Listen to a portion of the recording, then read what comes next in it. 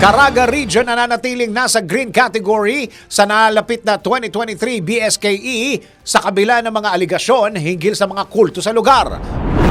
Nananatiling nasa ilalim ng green category ang Caraga Region para sa nalalapit na 2023 Barangay at Sangguniang Kabataan election sa kabila ng mga aligasyon hinggil sa mga kulto sa lugar. Ayon kay COMELEC Chairman George Garcia, ang mga issue patungkol sa Socorro Bayanihan Services Inc. sa Socorro, Surigao del Norte ay hindi konektado sa mga preparasyon para sa nalalapit na botohan.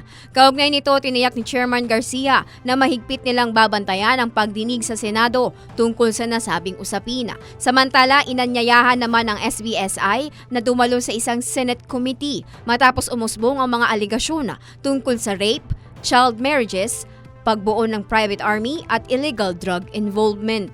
At iyan ang News Scoop. Ako si Kim Gomez, nagbabalita ng tama, naglilingkod ng tama.